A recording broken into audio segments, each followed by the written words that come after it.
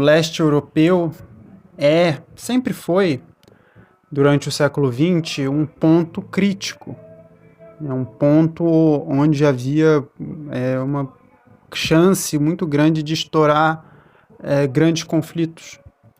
E foi de fato o que aconteceu. A Primeira Guerra Mundial estoura basicamente ali, praticamente na região do leste europeu, no Império Austro-Húngaro.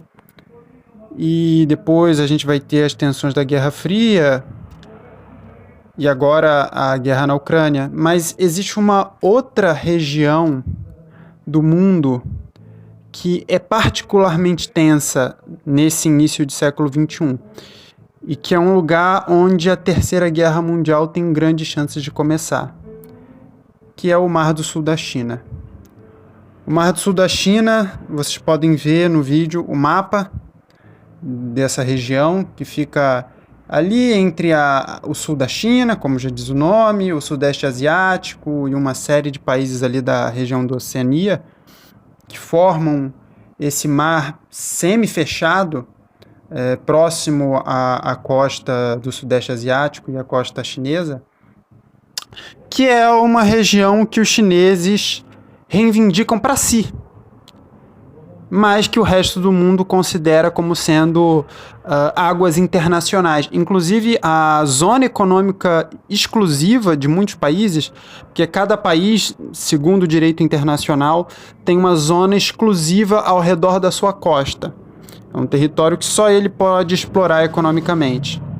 E, inclusive, a zona econômica exclusiva de muitos países fica dentro do território que a China está reivindicando, como, por exemplo, a Indonésia, a Malásia, o Vietnã, né? Todos esses países teriam sua zona econômica invadida por essa reivindicação chinesa. Os chineses consideram que é a água deles, com base no fato de que no século XVI o Império Chinês no auge dominava essas águas e hoje eles reivindicam como sendo deles.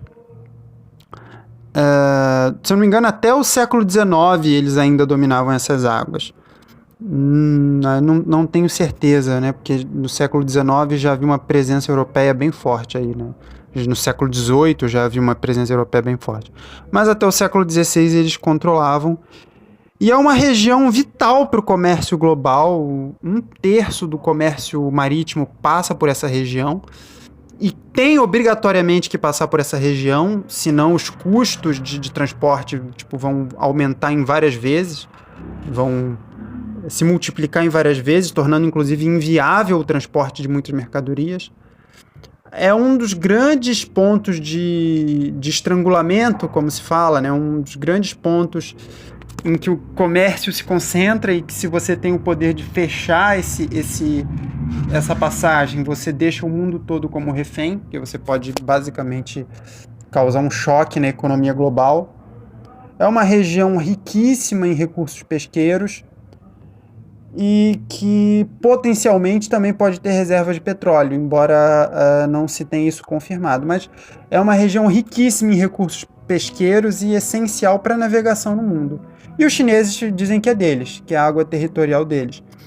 E é claro que as outras nações do mundo, incluindo os Estados Unidos, dizem não, vocês não têm direito nenhum a essa água, isso são águas internacionais.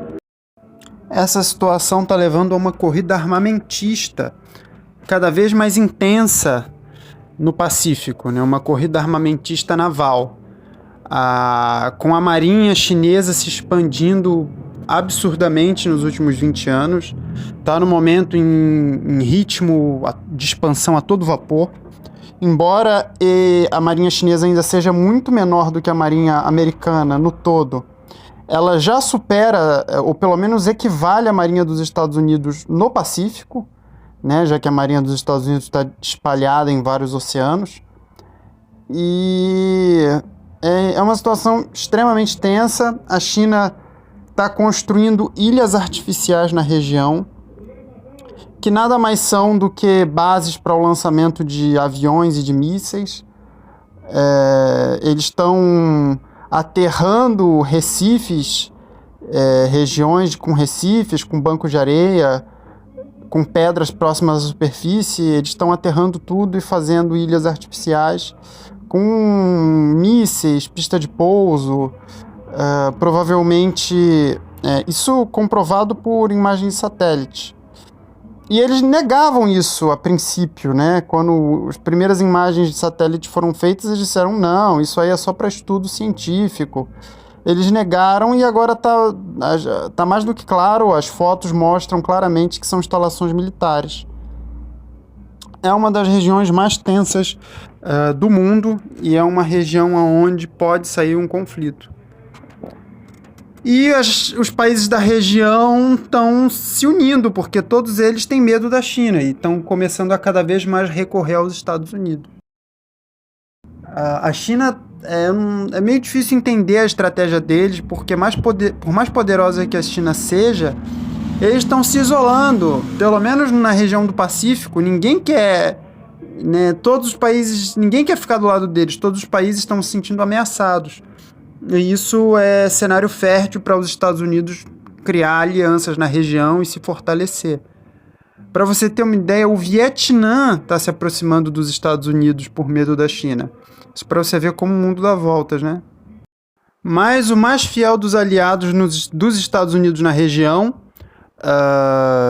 são, primeiro, o Japão, né? E depois a Austrália.